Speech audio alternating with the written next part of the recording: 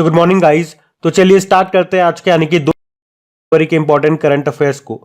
तो इस प्रश्न में आपसे पूछ रहे हैं, अभी हाल ही में खेलो इंडिया यूनिवर्सिटी गेम्स 2023 का खिताब किसने जीता है?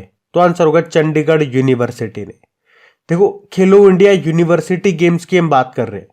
इसका इतिहास अगर मैं आपको बताऊं तो पहला जो इसका संस्करण है वो 2020 में हुआ था, उड़ीसा में हुआ था।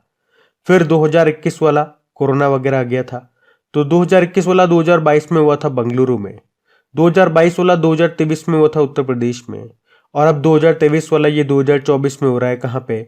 असम में। इस बार ये इसका चौथा संस्करण है, ध्यान में रखना। और कहाँ पे हो रहा है मैंने आपको बता दिया, असम के गुवाहाटी में जो सरुसजाई स्पोर्ट्स कॉम्प्लेक्स है वहां पे इसका आयोजन हुआ। इसका मैस्कॉट यानी कि शुभंकर क्या है? अष्टलक्ष्मी है, जो रिप्रेजेंट करता है एक तितली को। 19 से लेकर 29 फरवरी तक इसका आयोजन हुआ और इसमें टॉप पे रहा Chandigarh university. 32 gold, 18 silver, 21 bronze यानी कि टोटल 71 मेडल इसने जीते हैं। वहीं दूसरे स्थान पे लवली प्रोफेशनल यूनिवर्सिटी रहा, तो तीसरे पे गुरु नानक यूनिवर्सिटी। अब आप बिल्कुल ध्यान से सुनना, खेलो इंडिया गेम से जो भी प्रश्न अभी 2024 में हमने बिल्कुल लेटेस्ट पढ़े हैं वो सारे मैं आपको रिवाइज करा रहा हूं, ध्यान से सुनना। अभी खेलो इंडिया यूथ गेम्स का छठा संस्करण हुआ था, कहाँ पे? तमिलनाडु में, जिसका शुभंकर क्या था? वीर मंगाई था। उसमें पहले स्थान पे महाराष्ट्र रहा था। और अभी खेलो इंडिया विंटर गेम्स का आयोजन हुआ, हमने देखा चौथा संस्करण था, लद्दाख और जम्मू कश्मीर में हुए था। और उसका शुभंकर मैस्कॉट क्या था? शीन ए शी या शान, जो कि एक तरह का स्नो लेपर्ड है। और इसमें पहले स्थान पे सेना रही थी। और अभी हमने देखा खेलो इंडिया यूनिवर्सिटी गेम्स का चौथा संस्करण। एक और ध्यान में रखना आप, अभी खेलो इंडिया पैरा गेम्स का पहला संस्करण हुआ था नई दिल्ली में, अभी दिसंबर में हुआ था। उसमें क्या था? उज्ज्वला, और उसमें टॉप पर आता हरियाणा। तो खेलो इंडिया से ये सारे संबंधित प्रश्न बिल्कुल लेटेस्ट वाले मैंने आपको रिवाइज करा दिए, इनको ध्यान में रखना। अगला प्रश्न देखते हैं। तो फिर आपसे पूछ रहे हैं, अभी हाल ही में नेशनल सिक्योरिटी गार्ड का महानिदेशक डायरेक्टर जनरल किसे नियुक्त किया गया? तो आंसर होगा दलजीत सिंह चौधरी को।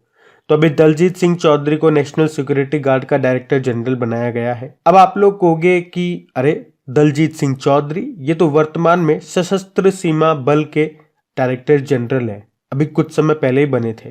तो हाँ, वो याद रखना, सशस्त्र सीमा बल के डायरेक्टर जनरल है, पर अभी उन्हें नेशनल सिक्योरिटी गार्ड का भी अतिरिक्त प्रभार दे दिया गया। और इस तरह से उन्होंने M.A. गणपति का स्थान लिया है, जो अभी 29 फरवरी को रिटायर्ड हो गए। नेशनल सिक्योरिटी गार्ड की बात कर लें तो ये गृह मंत्रालय के तहत एक आतंकवाद विरोधी इकाई है, जिसकी स्थापना 1984 में होती है, ऑपरेशन ब्लू स्टार के बाद में। उसके अलावा मैं आपको बता दूं कि राष्ट्रीय सुरक्षा गार्ड कर्मियों को ब्लैक कैट भी कहा जाता है। इसका मुख्यालय आपको नई दिल्ली में मिलेगा। और ये सारे नाम मिलते जुलते हैं और इंपॉर्टेंट हैं, नए अपॉइंटमेंट ध्यान में रखना। ये भी जनवरी 2024 में पढ़े हमने, जैसे कि नीना सिंह CISF की पहली महिला डायरेक्टर जनरल बनी थी, अनीश दयाल सिंह CRPF के डायरेक्टर जनरल बने, और राहुल रसगोत्रा ये ITBP के डायरेक्टर जनरल बने थे। अब मेरे एक प्रश्न का उत्तर दो, अभी BSF कि अभी BSF के डायरेक्टर जनरल कौन बने थे? आंसर होगा नितिन अग्रवाल बने थे। तो है ना सारे इंपॉर्टेंट पॉइंट्स, इनको ध्यान में रखिएगा। अगला प्रश्न देखते हैं। फिर आपसे पूछ रहे हैं, अभी हाल ही में शून्य भेदभाव दिवस कब मनाया गया? Zero discrimination day. तो आंसर होगा 1 मार्च को। तो हर साल 1 मार्च को शून्य भेदभाव दिवस, जीरो डिस्क्रिमिनेशन डे के रूप में मनाया जाता है। मनाने का उद्देश्य महिलाओं के अधिकारों की रक्षा करते हुए महिला सशक्तिकरण को प्रोत्साहित करना। थीम क्या है? हर किसी के स्वास्थ्य की रक्षा करना, सभी के अधिकारों की रक्षा करना। आपको बता दूं, पहली बार इस दिवस को हमने 2014 में मनाया था। अच्छा, वैसे 1 मार्च को एक और हम दिवस मना रहे हैं, विश्व समुद्री घास दिवस। और ये इंपॉर्टेंट इसलिए भी है थोड़ी, क्योंकि 2023 में ही हमने इसको मनाना शुरू किया, तो इस बार ये इसका दूसरा संस्करण है। थीम क्या है? स्वस्थ समुद्री घास, स्वस्थ ग्रह। और एक प्रश्न और बन सकता है यहां से कि इस दिन को मनाने का प्रस्ताव किस देश ने संयुक्त राष्ट्र महासभा में प्रस्तुत किया था? तो आंसर होगा श्रीलंका ने। अब देखो, मार्च महीना स्टार्ट हो गया, तो मार्च के ये सारे डेज जब भी आएंगे मैं आपको बार बार रिवाइज कराऊंगा। अब यहाँ पे हमने पढ़ा विश्व समुद्री घास, तो चलो कुछ प्रमुख घास के मैदानों को क्या कहते हैं वो हम थोड़ा सा रिवीजन कर लेते हैं, थोड़ा स्टैटिक आपका रिवीजन हो जाएगा। तो इधर मैंने लिख दिए घास के मैदान, और यहाँ पे वो देश जहाँ पे इनको कुछ कहा जाता है, जैसे कि पुस्ताज, पुस्ताज घास के मैदान हंगरी में कहा जाता है। पंपास घास के मैदान अर्जेंटीना में कहा जाता है। वेल्स कहा जाता है साउथ अफ्रीका के घास के मैदानों को। ऑस्ट्रेलिया के घास के मैदानों को डाउन्स कहा जाएगा। न्यूजीलैंड के घास के मैदानों को कैंटबरी कहा जाएगा। और श्रीलंका में जो घास के मैदान है उन्हें पटाना कहा जाता है। तो ये कुछ इंपॉर्टेंट मैंने यहाँ पे लिए, इनको ध्यान में रखना। अगला प्रश्न देखते हैं। फिर आपसे पूछ रहे हैं अभी हाल ही में किसे संसद सुरक्षा का प्रमुख बनाया गया? तो आंसर होगा अनुराग अग्रवाल को। तो अभी आईपीएस अनुराग अग्रवाल को संसद सुरक्षा का प्रमुख नियुक्त किया गया है। अनुराग अग्रवाल 1998 बैच के असम मेघालय कैडर के आईपीएस अधिकारी हैं और अब वे संसद भवन की सिक्योरिटी सर्विस के प्रमुख होंगे। तो अनुराग अग्रवाल का नाम आपको ध्यान में रखना है। बाकी ये नाम तो मोस्ट इंपॉर्टेंट है भाई साहब, जैसे कि अजय मणिकराव खानविलकर अभी भारत के नए लोकपाल बने थे। अनीश शाह फिक्की के नए हेड बने और अरविंद पनगड़िया 16वें वित्त आयोग के अध्यक्ष बनाए गए थे, जबकि 16वें वित्त आयोग के सचिव बने थे ऋत्विक रंजनम पांडे, इनका नाम है। तो जो भी इंपॉर्टेंट बोल करके मैं आपको बता रहा हूं ना चीजें, जो प्रश्न बता रहा हूं वो ध्यान में रखते हुए चलना। अभी अगला प्रश्न देखते हैं। फिर आपसे पूछ रहे हैं अभी हाल ही में खोजी गई हेड शील्ड समुद्री स्लग की नई प्रजाति का नाम किनके नाम पे रखा गया? तो आंसर होगा द्रौपदी मुर्मू। तो अभी जियोलॉजिकल सर्वे ऑफ इंडिया ने रूबी लाल धब्बे वाले हेड शील्ड समुद्री स्लग की नई समुद्री प्रजाति की खोज की है। इस प्रजाति की खोज पश्चिम बंगाल और उड़ीसा तट पर हुई है और इस प्रजाति का नाम भारत की राष्ट्रपति द्रौपदी मुर्मू जी के नाम पे रखा गया। क्या नाम रखा? तो मेलनो क्लेमिस द्रौपदी इसका नाम रखा है। ये प्रजाति दुनिया में कहीं पे भी नहीं पाई जाती और आप कह सकते हो ये एक छोटा अकशेरुकी प्राणी है। अकशेरुकी का मतलब हो गया जिनकी पीठ की हड्डी नहीं होती और इनकी अधिकतम लंबाई 7 mm तक होती है। ये भूरे काले रंग के होते हैं और पिछले सिरे पर रूबी लाल धब्बा होता है, जो मैंने आपको स्टार्टिंग में बताया। तो इसको खोजा था किसने? जियोलॉजिकल सर्वे ऑफ इंडिया ने, जिसकी स्थापना होती है 1916 में। हेडक्वार्टर कोलकाता में है। इसके हेड की बात करेंगे तो कौन है? धृति बनर्जी है। तो याद होगा ये इस पद पर आने वाली पहली महिला भी है, धृति बनर्जी। अच्छा ध्यान से सुनना, थोड़ा आप कंफ्यूज हो सकते हो। ये है जूलॉजिकल सर्वे ऑफ इंडिया, है जियोलॉजिकल सर्वे ऑफ इंडिया, जिसकी स्थापना होती है 1851 में। उसका भी हेडक्वार्टर कोलकाता में है और उसके हेड है जनार्दन प्रसाद, अभी पिछले साल ही नए बने थे। अब आप मेरे एक प्रश्न का उत्तर दो, आर्कियोलॉजिकल सर्वे ऑफ इंडिया के संस्थापक कौन है? ये बड़ा महत्वपूर्ण प्रश्न मैंने आपसे पूछ लिया, जो कि कई बार एग्जाम में पूछा जा चुका है। बाकी द्रौपदी मुर्मू जी से आपको याद आएगा। अभी सूरीनाम का सर्वोच्च सम्मान जिसे कहते हैं grand order of yellow star, ये इनको मिल चुका है, अभी मिला था पिछले साल ही।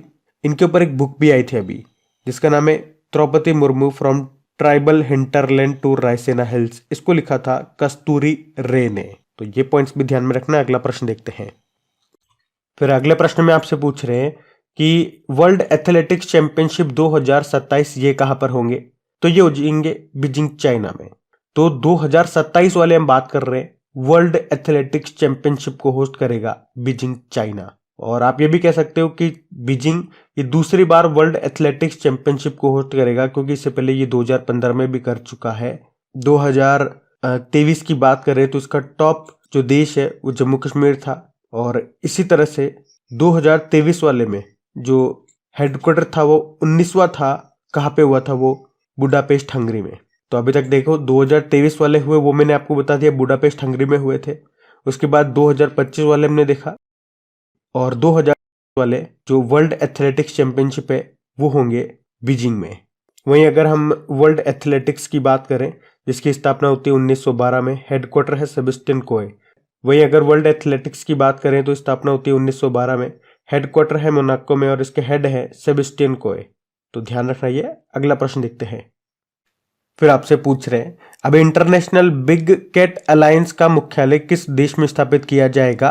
तो आंसर होगा भारत में। तो अभी केंद्रीय मंत्रिमंडल ने अभी 29 फरवरी 2024 को इंटरनेशनल बिग कैट अलायंस की स्थापना को मंजूरी दे दी है और इस अलायंस का, इस गठबंधन का मुख्यालय ये भारत में होगा। ये जरूर आप ध्यान में रखना। तो इसे 2023-24 से लेकर 2027-28 तक, यानी कि 5 सालों की अवधि के लिए 150 करोड़ रुपए की बजटीय सहायता मिलेगी। ये इंटरनेशनल बिग कैट अलायंस की बात करें तो इसे बनाने का उद्देश्य, तो बाघों और बड़ी बिल्ली परिवार के अन्य प्रजातियों तथा इसकी अनेक लुप्तप्राय प्रजातियों के संरक्षण के लिए इसे बनाया गया है। आपको याद हो तो प्रधानमंत्री नरेंद्र मोदी ने 2019 में जब टाइगर डे मनाया गया था उस मौके पर इसकी घोषणा की थी। और याद रखना 96 देश इस गठबंधन का, इस अलायंस का हिस्सा होंगे। और वैसे भारत से आपको बता दूं कि केवल एकमात्र इंटरनेशनल ऑर्गेनाइजेशन, अंतरराष्ट्रीय संगठन है जिसका मुख्यालय आपको मिलेगा भारत में। मैं बात कर रहा हूं इंटरनेशनल सोलर अलायंस की, जिसका मुख्यालय गुरुग्राम हरियाणा में है। तो ये ध्यान रखना। अगला प्रश्न देखते हैं। फिर आपसे पूछ रहे हैं, अभी हाल ही में 14वें इंडिया डिजिटल अवार्ड्स में किसे startup of the year award से सम्मानित किया गया? तो आंसर होगा ओएनडीसी। ओएनडीसी मतलब open network for digital commerce. तो इसे अभी 14वें इंडिया लिटिल अवार्ड्स में स्टार्टअप ऑफ द ईयर से सम्मानित किया गया। और ओएनडीसी को यह सम्मान भारत में डिजिटल कॉमर्स के लिए अपनी तरह का अनोखा ओपन नेटवर्क विकसित करने के लिए दिया गया है। तो 2010 में स्थापित इंडिया डिजिटल अवार्ड्स देश में सरकार, व्यवसायों और व्यक्तियों के द्वारा की गई डिजिटल पहलों में उत्कृष्टता में मान्यता देता है। अभी भारत डिजिटल शिखर सम्मेलन 2024 का आयोजन ये कहाँ पे किया गया था? मुंबई में। और ओएनडीसी की बात करें तो ये वाणिज्य मंत्रालय के उद्योग और आंतरिक व्यापार संवर्धन विभाग की एक पहल है, एक इनिशिएटिव है। बाकी स्टार्टअप की बात करें तो आपको याद आएगा एक दिवस होता है स्टार्टअप डे। वो कब मनाते हैं? 16 जनवरी को। तो ये भी ध्यान रखना। अगला प्रश्न देखते हैं। फिर आपसे पूछ रहे हैं, अभी हाल ही में किस देश के पूर्व प्रधानमंत्री ब्रायन मुलरोनी का निधन हो गया? तो आंसर होगा कनाडा। तो अभी कनाडा के पूर्व प्रधानमंत्री थे ये ब्रायन मुलरोनी, जिनका अभी 84 वर्ष की उम्र में निधन हो गया। वे 1984 में कंजर्वेटिव पार्टी से कनाडा के 18वें प्रधानमंत्री बने थे। देखो, कनाडा की कैपिटल ओटावा होती है, करेंसी है कनेडियन डॉलर और प्रेसिडेंट है जस्टिन ट्रूडो। अभी आपको याद होगा एक साउथ अमेरिकी देश है चिली, उसके पूर्व प्रेसिडेंट सेबेस्टियन पिनेरा का भी अभी निधन हो गया हेलीकॉप्टर एक्सीडेंट में। वहीं अभी हाल ही में कुछ इंपॉर्टेंट व्यक्तियों का भी निधन हो गया, वो भी मैं आपको रिवाइज कराऊं तो अभी सुप्रीम कोर्ट की पहली महिला न्यायाधीश थी फातिमा बीवी, इनका निधन हो गया। गजल गायक पंकज उदास का निधन हो गया। कर्नाटक के पूर्व जूनियर क्रिकेटर थे के होयसला, 34 वर्ष की उम्र में निधन हो गया। और डॉक्टर आर नित्यानंद, भारत की पहली मौखिक गर्भ निरोधक गोली सहेली के खोज करने वाले डॉक्टर थे नित्यानंद, इनका निधन हो गया। शास्त्रीय गायिका प्रभा अत्रे का निधन हो गया। मशहूर उर्दू गायक मुनव्वर राणा का हो गया निधन। मनोहर जोशी का महाराष्ट्र के पूर्व मुख्यमंत्री थे, निधन हो गया। प्रसिद्ध जैन आचार्य विद्यासागर महाराज जी का निधन हो गया। देश के सबसे उम्रदराज टेस्ट क्रिकेटर दत्ताजीराव गायकवाड़ सयानी का निधन हो गया। प्रसिद्ध रेडियो प्रस्तोता अमीन सायानी का निधन हो गया। वे प्रसिद्ध कार्यक्रम बिना का गीतमाला के लिए जाने जाते थे। और भारत के सबसे उम्रदराज सांसद और समाजवादी पार्टी के नेता थे शफीकुर रहमान बर्क, इनका भी निधन हो गया। तो ये भी आप ध्यान में रखना। अगला प्रश्न देखते हैं। चलो फिर आपसे पूछ रहे हैं, अभी हाल ही में किस भारतीय कंपनी ने पशु कल्याण पहल जिसका नाम है वंतारा, इसकी शुरुआत की है? तो आंसर होगा रिलायंस ने। तो अभी 26 फरवरी को रिलायंस इंडस्ट्रीज और रिलायंस फाउंडेशन ने अपने वंतारा प्रोग्राम की घोषणा की है। वंतारा इसका अर्थ होता है जंगल के सितारे। तो इस पहल का उद्देश्य है देश और विदेश में जानवरों का बचाव करना, उनका उपचार करना, देखभाल और पुनर्वास करना। तो अभी गुजरात में रिलायंस के जामनगर रिफाइनरी कॉम्प्लेक्स के ग्रीन बेल्ट के अंदर 3000 एकड़ में ये फैला हुआ है। यहाँ 200 से ज्यादा हाथी, 300 से ज्यादा तेंदुए, बाघ, शेर समेत अन्य जंगली जीव रखे गए हैं। तो ये एक पशु कल्याण पहल है जिसका नाम वंतारा है। इसको शुरू किया है रिलायंस ने, ये आपको ध्यान रखना है।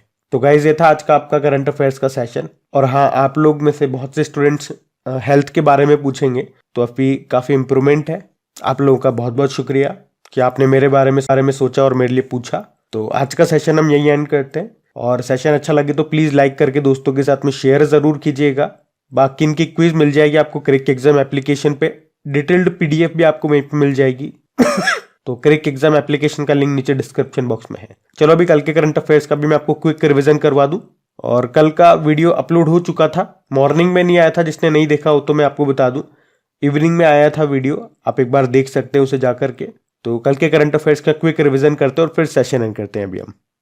तो पहला प्रश्न आपसे पूछा था कि अभी तेंदुआ रिपोर्ट के अनुसार किस राज्य में सर्वाधिक तेंदुए हैं, तो मध्य प्रदेश आंसर होगा।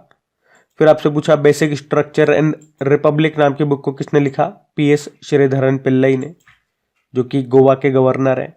बायो एशिया का 21वां संस्करण कहाँ पे हुआ, हैदराबाद में हुआ। 2024 का प्रतिष्ठित सम्मान रोमन रोलैंड पुस्तक पुरस्कार किसने जीता, पंकज कुमार चटर्जी ने। फिर पूछा भी तवी महोत्सव का आयोजन कहाँ पे किया गया, जम्मू कश्मीर में। RBI के द्वारा मनाए गए वित्तीय साक्षरता सप्ताह 2024 की थीम क्या है, सही शुरुआत करें, वित्तीय रूप से स्मार्ट बने। दुर्लभ रोग दिवस आपने मनाया 29 फरवरी को, फरवरी के आखिरी दिन होता है। स्वयं प्लस पोर्टल को लॉन्च किया भी एजुकेशन मिनिस्ट्री ने। और आखिरी प्रश्न पूछा था कि अभी वित्त मंत्रालय ने किसे नामित भारतीय वाहक के रूप में अंतरराष्ट्रीय उड़ानों के लिए अधिसूचित किया, तो आंसर होगा अकासा एयरलाइन। अभी कल का होमवर्क प्रश्न देखते हैं और सेशन एंड करते हैं। तो कल की वीडियो में आपसे पूछा था किस राज्य सरकार ने नंद बाबा दुग्ध मिशन योजना को शुरू किया था, तो आंसर होगा उत्तर प्रदेश ने। आप सभी ने प्रश्न का बिल्कुल सही उत्तर दिया। अब ये आज का आपका होमवर्क प्रश्न।